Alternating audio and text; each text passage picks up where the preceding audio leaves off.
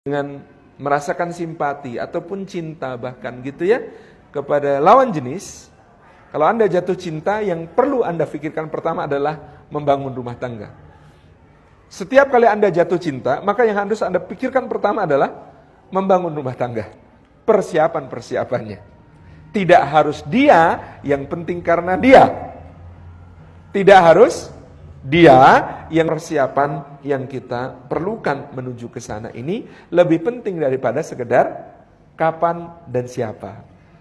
Jangankan soal nikah, soal kiamat aja begitu. Ada orang tanya kepada Nabi, ya Rasulullah, mata sa'ah, ya Rasulullah, kiamat kapan ya? Pertanyaan itu penting gak? Penting, tapi Rasulullah memberi jawaban yang lebih penting, yaitu apa yang sudah kau siapkan untuk menghadapinya. Jadi tiap kali ada ketertarikan, maka segeralah persiapkan. Apa persiapannya? Yang pertama namanya persiapan ruhiyah. Yang kedua namanya persiapan saqafiyah. Yang ketiga namanya persiapan jasadiyah. Yang keempat namanya persiapan iktisadiyah. Yang kelima namanya persiapan ijtimaiyah. Susah ya istilahnya ya.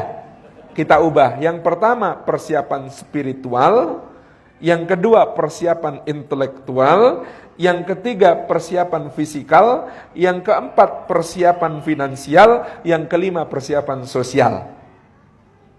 Dapat ya istilahnya ya? Oke, yang pertama persiapan ruhiyah. Menuju pernikahan, soal ruhiyah itu sangat sensitif. Maka kita harus menata hati betul-betul. Sampai saya kemudian mengikuti Ustadz Fauzil Adzim menasihatkan, kalau ada kuliah pranikah sebagai satu seri pembelajaran, kok itu jumlahnya 16 pertemuan, maka 4 pertemuan pertama minimal adalah tentang niat. Jadi meluruskan niat menuju pernikahan ini luar biasa agungnya. Persiapan spiritual. Persiapan spiritual itu meliputi bagaimana kita menata hubungan dengan Allah, berhusnudzon kepada Allah Subhanahu wa ta'ala. Jodoh sudah tertulis kok.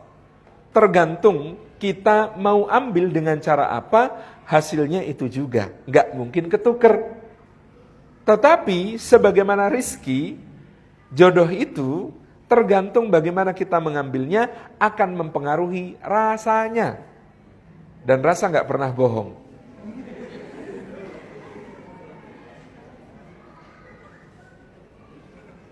Maksud saya begini, ada uang 10 juta diserahkan kepada kita dalam amplop warnanya coklat, baunya wangi, dengan senyuman yang sangat manis gitu ya. Kemudian dikatakan, mohon maaf ini cuma ada 10 juta, mohon diterima, mudah-mudahan berkah ya, gitu. Kan enak nerimanya. Tapi kalau 10 jutanya berbentuk uang logam 500-an rupiah semua, di dalam karung baunya busuk, dilempar ke muka sambil kita dicaci maki, apakah 10 juta itu rasanya sama dengan yang pertama tadi? Tidak. Maka jodoh Anda boleh jadi namanya sama-sama Siti Maryati. Ada yang namanya itu? Mudah-mudahan gak ada. Tapi Siti Maryati yang diambil dengan keridhaan Allah beda rasanya dengan Siti Maryati yang diambil dengan kemurkaan Allah. Ada jodoh yang diulurkan dengan penuh mesra, monggo mudah-mudahan kalian menjadi sakinah, mawaddah, rahmah, penuh berkah. Ada yang begitu, tetapi ada jodoh yang dilempar ke muka dengan penuh murka, nyoh, terserah. Beda rasanya. Dan ini tergantung sikap ruhiyah kita kepada Allah Subhanahu wa ta'ala. Maka soal jodoh gak perlu maksa, Mbak. Ya Allah, kalau dia memang jodohku, nikahkan kami. Kalau dia bukan jodohku, jodohkan kami. Ya Allah, kalau dia jodohnya orang lain, putuskan jodohnya dan jodohkan denganku. Kan tidak perlu begitu. Doa kita, doa istikharah. Doa istikharah itu indah sekali. Kata kita dalam doa istikharah, Allahumma inni astakhiruka bi'ilmik. Ya Allah, sesungguhnya aku meminta pilihan dengan ilmumu. Bukan ilmuku. Aku kenal dia baru sebentar. Itu pun kenal cuma dari luar, belum tahu berbagai hal yang dia sembunyikan, apalagi isi hatinya ya Allah. Maka aku memilih ini bukan dengan pengetahuanku, tetapi aku memilih dengan ilmumu. Indah sekali ya. Wa astaqdiruka biqudratik, dan aku ya Allah meminta ketetapan kepadamu dengan kekuasaanmu, bukan kekuasaanku. Aku mah bisa apa? Dah aku mah apa tuh gitu. Kalau sama Allah kata-kata dah aku mah apa atuh itu harus banyak diulang. Ya Allah dah aku mah apa atuh. Terserah engkau ya Allah. Terserah engkau ya Allah. Ilmumu, kekuasaanmu, jadikan takdir terbaik untukku. Saya mah nggak bisa mempengaruhi hatinya. Paling juga cuma lewat di depannya sambil senyum. Yang bisa saya lakukan sejauh itu. Yang lain yang membolak-balikkan hati engkau ya Allah. Engkau bisa merubah cinta jadi benci. Merubah benci dan cinta. Mudah bagimu ya Allah. Allahumma in kunta ta'lamu anna hadal amr khairan li fi dini wa ma'asi wa akibati amri. Ya Allah, kalau engkau tahu ini baik ya Allah untuk agamaku, untuk duniaku, untuk kesudahan urusanku ya Allah, faqdirhu li wa yassirhu li wa barik li fihi. Ya Allah, maka mudahkan dia untukku, takdirkan untukku, berkaya aku padanya. Wa in kunta ta'lamu anna hadzal amra syarran li fi dini wa ma'ashi wa akibati amri. Ya Allah, kalau engkau tahu ini buruk untukku dalam agamaku, duniaku, kesudahan urusanku, fasrifhu anni, palingkan dia dariku, wasrifni anhu, palingkan aku darinya. Karena cuma salah satu yang dipalingkan repot. Sini ke sini ngejar terus gitu ya. Palingkan aku darinya, palingkan dia dariku. Waqdir liyal khaira ya rabbal alamin, dan takdirkan untukku yang lebih baik wahai Rabb semesta alam. Indah sekali doa istikharah itu. Itulah persiapan ruhiyah. Penghayatan akan doa istikharah itu salah satu persiapan ruhiyah yang paling dahsyat bagi orang yang menuju pernikahan. Jodoh itu tidak ada yang sempurna. Siapa cari jodoh sempurna, udah berhenti aja deh. Gak ada yang sempurna.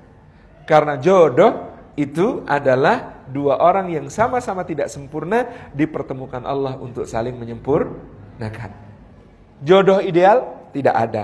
Yang ada hanya jodoh yang tepat. Ikhwan, kira-kira pilih jodoh yang mana? Yang kayak apa? Tipe Khadijah apa tipe Aisyah? Tipe siapa? Khadijah. Ada yang tipe Khadijah. Oke, seorang yang sangat lembut, keibuan, penuh pengertian, mendukung penuh perjuangan suami, gitu ya, mengorbankan segalanya untuk perjuangan suami. Oke, mau yang begitu? Mau. Umurnya 15 tahun lebih tua. Serius ini. Kan kepikiran. Saya hanya ingin mengatakan Muhammad SAW itu lelaki paling sempurna. Tadi sudah disebut. Lelaki paling sempurna. Apakah jodohnya sempurna? Ternyata tidak. Anda pasti kepikiran loh. Jadi Muhammad itu mikir berulang kali untuk melangkah. Kenapa? Doyanya janda.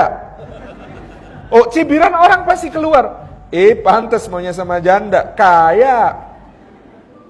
Siap mental nggak dibilangin begitu sama orang? Orang seperti Muhammad SAW, Masya Allah.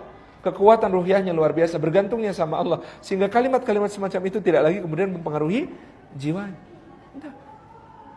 Atau tipe Aisyah aja ya. Cerdas, cerdik, energik, bisa diajak lomba lari gitu ya. Romantis, nonton berdua gitu ya. Duduk di pangkuan saling nempel pipi. Riwayat-riwayat tentang Aisyah kan begitu ya. Makan sepiring berdua, satu buah anggur digigit bersama. Kebayangnya udah gak karuan antum ya. Kan asyik gitu ya punya istri kayak Aisyah. Mau? Mau tipe Aisyah? Mau. Mikir. Sudah curiga sama kalimat saya berikutnya ya. Tabarakar Rahman, hatta seorang ibunda kita Aisyah juga digambarkan oleh Allah Subhanahu wa taala dan Rasulnya SAW dalam keadaan bukan seorang wanita yang sempurna untuk lelaki sesempurna Muhammad. Mau nikah kayak Aisyah, tapi siap nggak dengan cemburunya? Aisyah itu ada tamu.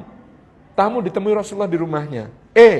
Kemudian salah satu istri Nabi menghadiahkan hidangan untuk menjamu tamu. Hidangannya sedang disajikan untuk tamu. Tamunya baru mengelurkan tangan mau nyomot. Aisyahnya keluar dari dalam kamar. Teng, piring diambil, dibanting depan tamu. Prang. Terus teng, pergi.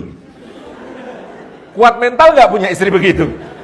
Ada tamu banting piring depan tamu begitu? Rasulullah SAW apa responnya? Ini yang nggak semua laki-laki bisa. Rasulullah cuma senyum. Kemudian mengatakan kepada para tamunya, maaf ya, gharat ummukum, ibu kalian sedang cemburu. Cuma begitu. Nggak ada kata-kata kemudian, istri nggak tahu diri gitu. Nggak ada. Nggak ada cerita begitu. Orang yang marah karena cinta, marah karena cinta, marah karena cemburu, sebaiknya tidak dihukum dan tidak dicela. Karena dia marah karena cintanya kepada kita. Aisyah marah karena cinta, Aisyah marah karena cemburu.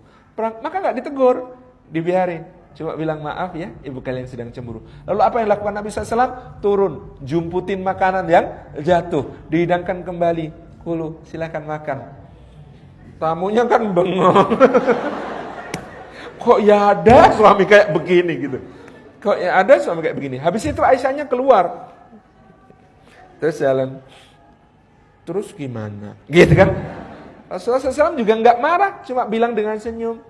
Pinggan diganti pinggan. Makanan diganti makanan. Selesai masalah. Kuat mental jadi suami yang model begitu? Silakan cari Aisyah Anda. Tapi memang inilah gitu ya, betapa istimewa soal jodoh ini. Saya ingin katakan, tidak ada jodoh yang sempurna. Hatta untuk orang-orang yang paling sempurna. Lawang ada loh. Zaman Umar bin Khattab, lelaki menghadap khalifah, mau ngapain? Ngadukan istrinya yang bawel, cerewet, suka ngomel. Sampai depan pintu khalifah, tepok jidat dia. Kenapa? Di situ Umar lagi begini, istrinya marah-marah kepada Umar. Balik dia. Nasib dia. Setelah kemudian berapa lama, Umar mengejar laki itu manggil, ya fulan, ahlan wa sahlan. Kenapa pergi? Nasib ya Amirul Mukminin. Saya itu mau ke rumah antum, ngaduin istri saya yang cerewetnya, bawelnya, ngomelnya luar biasa. Tapi ternyata lihat rumah tangga antum, istri saya nggak ada apa-apanya dengan istri antum. Loh, sesuai level. Istrinya khalifah, level cerewetnya juga level khalifah. Tabarakallah rahman gitu ya. Ini indah sekali. Jadi ini pemahaman tentang jodoh. Tidak ada yang sempurna. Maka menuju jodoh itu sikap Anda harusnya bukan ekspektasi, tetapi obsesi. Anda itu zaman ketika cinta bertasbih nggak sih? Masih ingat film itu nggak sih? Jadi misalnya begini ya, saya kasih contoh. Kalau Anda nonton ketika cinta bertasbih, akhwat, yang Anda bayangkan alangkah indahnya punya suami kayak Abdullah Khairul Azam, itu namanya ekspektasi. Tetapi kalau Anda nonton KCB, kemudian yang Anda pikirkan adalah, aku insya Allah akan jadi istri yang lebih solihah daripada Ana Altafunisa. Hampir keliru Oki Setiana Dewi saya gitu. Ana Altafunisa gitu ya. Nah itu namanya obsesi. Ikhwan, kalau kemudian mengatakan, asik ya punya istri kayak Ana Altafunisa, jangan Oki Setiana Dewi, dimarahin suaminya.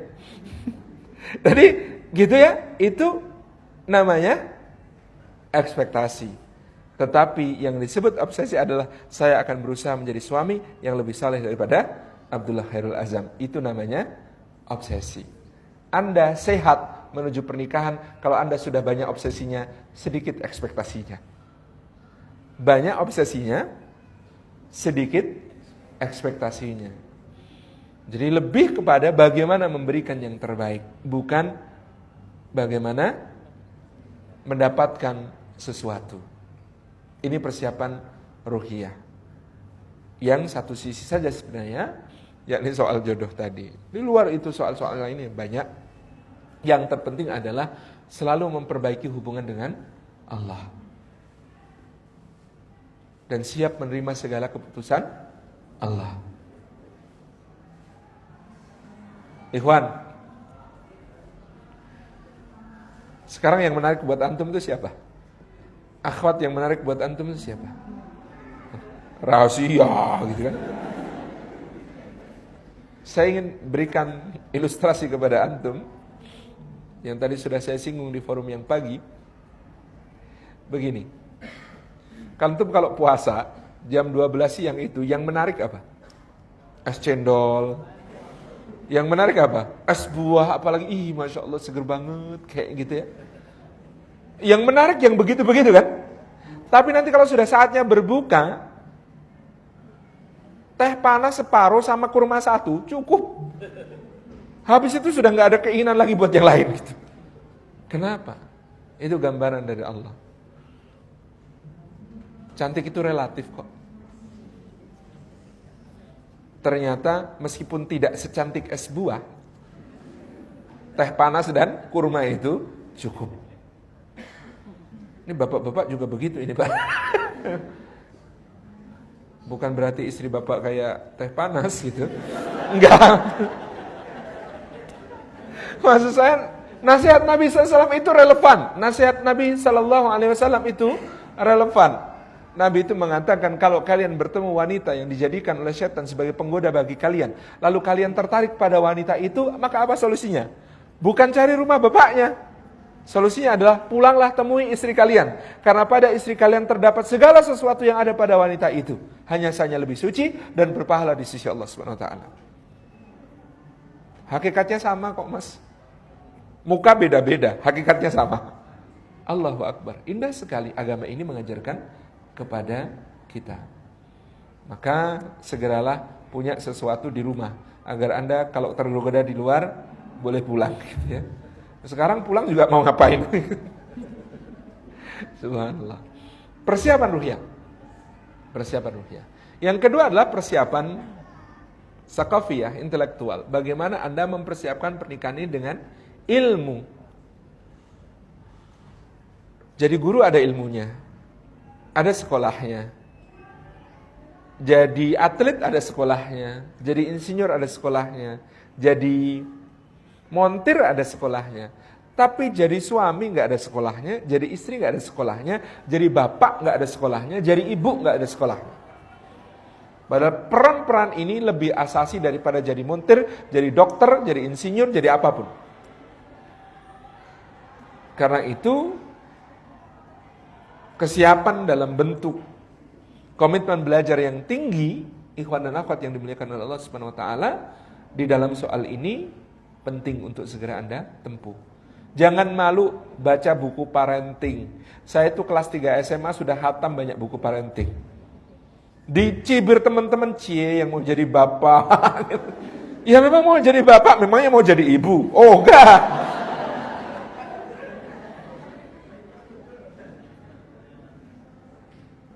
Jadi buku Salahnya Kodok karya Ustadz Fauziul Adim itu saya kelas 2 SMA sudah baca. Itu tentang parenting padahal. Gitu ya. Indahnya, bukan indahnya. Mencapai pernikahan barokah itu saya khatam kelas 2 SMA. Biarin. Start duluan, first in first out gitu.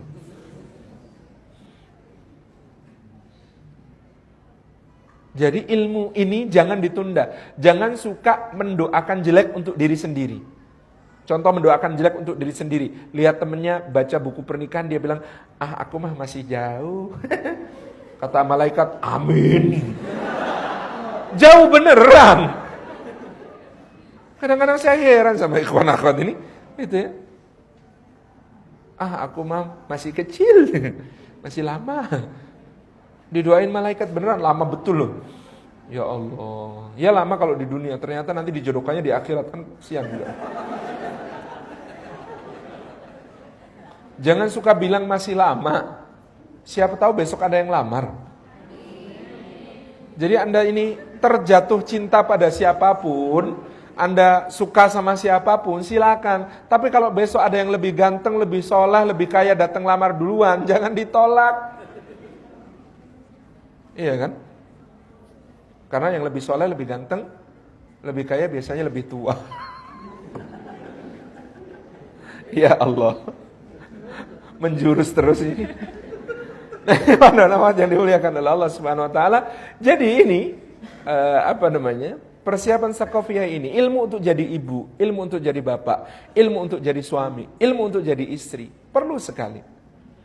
Soal komunikasi saja. Kita ini mohon maaf di Jogja Family Center Ustadz Cahyadita Karyawan dan kawan-kawan menemukan banyak kasus masalah dalam rumah tangga bukan karena kurangnya cinta, tapi kurangnya ilmu bagaimana mengekspresikan cinta. Contohnya, walaisa dzakaru kal unsa, laki-laki dan perempuan itu beda loh. Padahal kita sejak kecil selalu hidup dalam doktrin, cintailah orang lain sebagaimana engkau ingin dicintai. Itu kan repot. Itu hanya berlaku untuk cinta sejenis. Kok diksinya jadi nggak enak ya? Maksud saya cinta sejenis itu ukhuwah. Ya, ukhuwah antar akhwat, cintailah orang lain sebagaimana engkau ingin dicintai. Berlaku. Ukhuwah antar ikhwan, cintailah orang lain sebagaimana engkau ingin dicintai. Berlaku. Tapi suami mencintai istri, istri mencintai suami, kaidah ini tidak berlaku.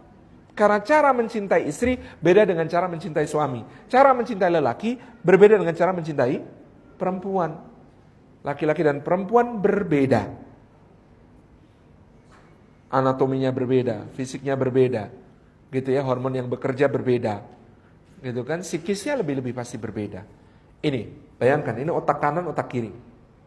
Otak kanan dan otak kiri ini katanya ada penyambungnya, namanya corpus callosum, jaringan yang disebut sebagai corpus callosum nyambung antara otak kiri dengan otak kanan. Jumlahnya ternyata lebih banyak pada wanita daripada pada pria. Apa akibatnya? Konon koordinasi belahan otak kiri dan kanan pada perempuan lebih bagus daripada laki-laki. Itu yang menyebabkan salah satu konsekuensinya perempuan itu lebih multitasking daripada laki-laki. Laki-laki itu ayatnya faidha faragta fansab. Kalau kamu selesai satu urusan, baru kemudian fokuslah pada urusan yang lain sampai tuntas. Itu laki-laki. Perempuan enggak. Bisa menyusui, sambil masak sop, nyiapin bubur, terima telepon, update status, nonton Utaran sekaligus.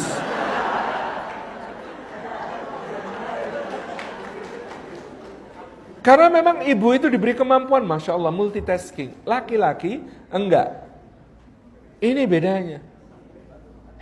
Dan ibu-ibu nanti kalau jadi istri, ngira suaminya juga multitasking seperti dirinya. Oh, bermasalah. Kata istri, Mas, tolong ruang depan disapu ya. Kursi-kursinya dipinggirkan. Nanti mau ada arisan. Terus digelarin karpet. Tapi karpet kita itu sudah jelek, Mas. Tolong pinjem karpet ke Bu RT ya, Mas. Kamu udah tahu toh rumahnya Bu RT yang baru. Nanti kalau sekalian ke tempat Bu RT itu sebelahnya ada namanya Bu Joyo. Aku tadi pesan lemper 50 ke sana. Nanti kalau kamu ambil jangan mau dilebihin. Bu Joyo suka ngasih lebihan. Terus gini, Mas, aku tuh mau bikin teh panas. Cuman galon itu loh, wadah tehnya itu, jumbonya itu yang di rumah kita udah cepet banget nguap panasnya. Coba pinjem punya ibu ya, Mas ya, yang hijau jangan yang pink. Terus habis itu sekalian mampir ke toko roti itu Hutomo. Di toko roti Hutomo itu ada roti yang bentuknya bulat, terus tengah-tengahnya ada kayak irisan-irisan buah kecil-kecil itu. Nah, kamu pesen ya itu ambil 50 di situ, beli di situ. Mudah-mudahan masih ada. Tapi kalau itu nggak ada, nanti kamu cari alternatif, Mas. Nanti aku ditelepon ya, kamu pilih yang mana, nanti aku setuju apa enggak. Habis itu pulangnya jangan lupa galon kita habis. Oh iya, sekalian bawa galonnya yang kosong, pergi nanti berangkat mampir ke minimarket yang itu untuk nukerin galon ya. Terus habis itu, Mas, suami, deh, bentar deh, aku ambil catatan. Alah, masa kayak gitu aja? Kok tepuk tangan kenapa?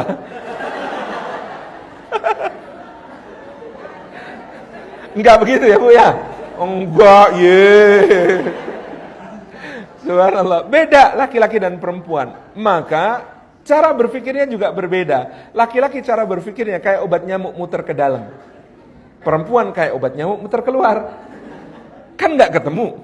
Contoh, dalam rapat, laki-laki bilangnya apa? Ini masalahnya mari kita sederhanakan dulu. Fokus dulu. Intinya apa? Kalau intinya sudah ketemu, kita bisa segera fokus cari solusinya. Itu kalimat laki-laki dalam rapat. Perempuan bilang apa? Jangan suka mensederhanakan masalah, Mas. Coba dengerin dulu. Ini semuanya penting. Semuanya ada hubungannya. Perempuan. Beda kan? Beda. Maka ada suami mengeluh, tolong Ustadz, istri saya itu kalau marah jadi histeris. Kok histeris? Histeris maksudnya? Bukan histeris, dia itu kalau marah pada satu kesalahan saya yang terjadi pada saat itu, nah dia itu bisa nyebutin kesalahan saya sejak awal pernikahan. Kamu itu, Mas, dari dulu memang begitu, ingat gak waktu itu? Sama kayak kejadian ini, persis kamu gak berubah, Mas, dari dulu belum bisa.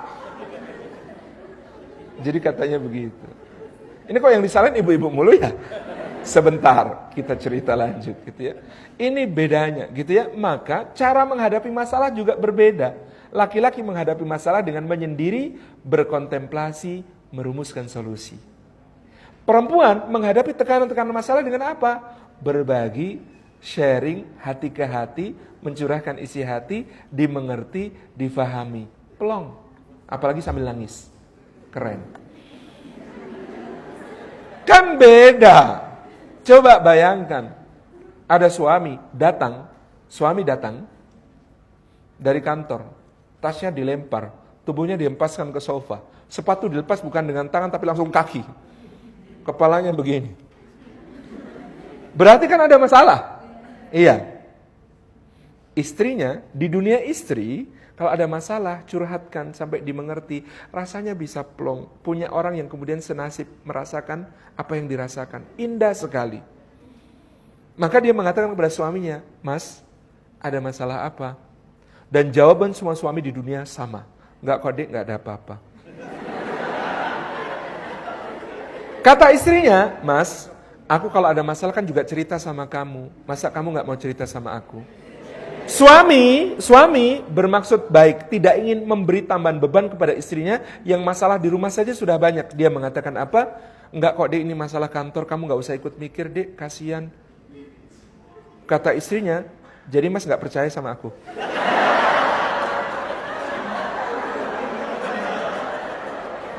Nyambung gak? Jadi ceritanya begini, si suami bermaksud baik tidak ingin menambah beban istri, makanya dia gak usah cerita. Si istri merasa suami gak mau cerita sama dia, terus kamu cerita sama siapa, Kamu gak percaya sama aku, Gak nyambung. Itu juga sama. Onnya suami ketika istri akan curhat. Kan beda. Istrinya bilangnya apa? Mas, aku capek banget hari ini. Rumah berantakan, cucian numpuk, piring gelas kotor semua, tamu berdatangan gak henti-henti, anak-anak rewel. Aku capek, Mas. Gitu.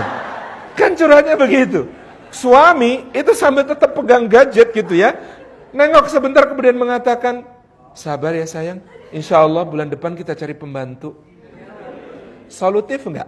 Kalau istri ngeluh, ngurusin rumah begitu berat, Anda carikan pembantu. Masuk akal? Masuk akal. Kalau rumah kurang yang mengurusi, carikan orang yang bantuin ngurusi. Logis di dunia laki-laki. Di dunia perempuan, curhat panjang begitu, jump to conclusion, dikasih solusi begitu, kata istrinya. Jadi pengorbananku selama ini kau anggap tidak lebih dari kerjaan seorang pembantu.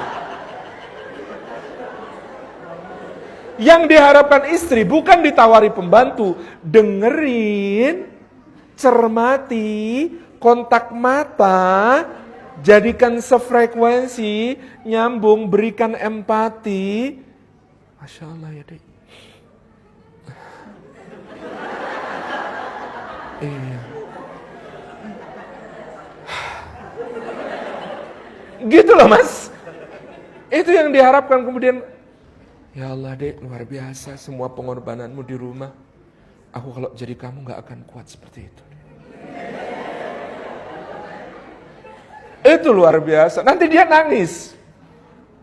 Nangis, tapi nangisnya nangis plong. Cara Anda, kalau dia menangis, maka jangan ngomong, udah jangan nangis dek, itu gak menyelesaikan masalah. Oh, klasik banget itu kalimat. Nangis itu memang gak menyelesaikan masalah, tetapi membuat dia lebih lega. Maka sediakan tempat menangis yang paling nyaman sampai tuntas. Jadi kalau Anda lihat baju saya bagian kiri agak lebih, itu mungkin air mata gitu. Ini penting. Nah, ibu-ibu juga jangan terlalu, mbak-mbak, jangan terlalu semangat meminta suami cerita tentang masalahnya. Suami itu juga akan cerita masalah, tapi ceritanya beda dengan cara ibu-ibu bercerita. Dia kalau cerita begini, dek kemarin di kantor ada masalah loh dek. Oh ya Allah Mas, terus gimana? Gitu kan? Tenang dek, sudah Mas selesaikan. Itu cara suami cerita. Beda, endingnya lebih penting. Bagi wanita, prosesnya lebih penting. Dan itu nanti bukan cuma dalam soal komunikasi, ikhwan dan akhwat dimuliakan Allah. Mohon maaf, ini karena sudah dewasa semua. Dalam soal hubungan seksual, sama sifatnya. Laki-laki itu yang penting endingnya. Perempuan yang penting prosesnya.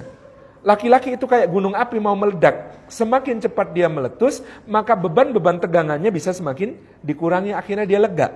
Beda dengan perempuan. Perempuan itu lagunya naik-naik ke puncak gunung. Pelan-pelan dinikmati, lihat ke kanan, lihat ke kiri, banyak pohon cemara. Seperti lagu. Jadi ini berbeda sifat. Maka Nabi itu memberi wasiat kepada wanita, kalau suami pulang mendadak dan meminta sesuatu itu, maka tinggalkan semua aktivitas, fokus ke suami. Bahkan meskipun sedang memanggang roti, meletus biarin. Karena sifat syahwat suami yang seperti itu, seperti gunung mau meletus. Beda dengan sifat syahwat istri. Maka suami diberi wasiat oleh Nabi, yaitu jangan suami melupakan hak. Bahkan menurut Ibnu Qayyim Al-Jauziyah, setiap helai rambut dan setiap jengkal kulit. Nggak boleh ada sebagian pun yang lepas, yang lewat dari perhatian suami. Sebegitunya. Saking berbedanya. Dan harus diharmonikan itu. Problem komunikasi lain, ini perlu ilmu juga kan? Mbak-mbak, ibu-ibu, itu kalau bicara, biasanya kalimat tidak langsung. Contoh, Mas, aku masih harus masak, lu anak-anak belum dijemput. Itu maksudnya apa? Tolong jemput anak-anak, gitu kan? Mohon maaf, lelaki tidak secerdas itu menangkap maksudnya. Kecerdasan linguistiknya beda. Maka jangan marah kalau dia menjawab sambil tetap baca koran, biarin Mi, nanti kalau nggak dijemput paling pulang sendiri. Gitu. Mohon maaf, saya di awal pernikahan pernah mengalami tragedi kalimat tidak langsung. Boncengan berdua sama istri naik motor gitu ya. Di tengah jalan dia tanya, ini ada apa ini? Di tengah perjalanan dia tanya, lewat rumah makan soalnya kan? Dia tanya, yang lapar enggak? Saya bilang, enggak. Jalan lagi, lewat rumah makan kedua dia bertanya, emangnya belum lapar ya? Alhamdulillah belum. Jalan terus menyelesaikan beberapa urusan gitulah, baru pulang ke rumah. Sampai di rumah, dia ternyata langsung ke dapur dengan gemetaran masak mie instan. Ketika itulah, di depan kompor yang menyala, saya berlutut di hadapannya.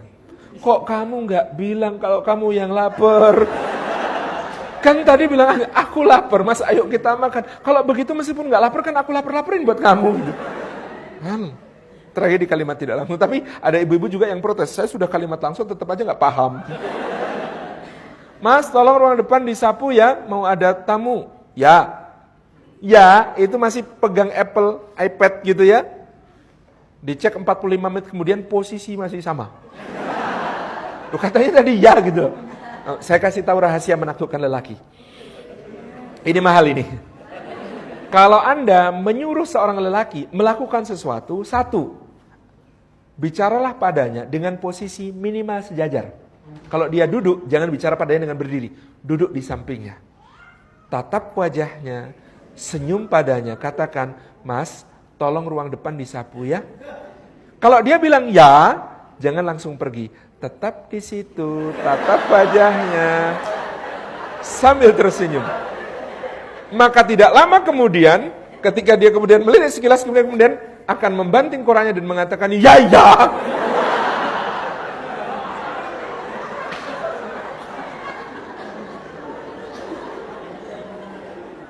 Ini cara menaklukkan lelaki.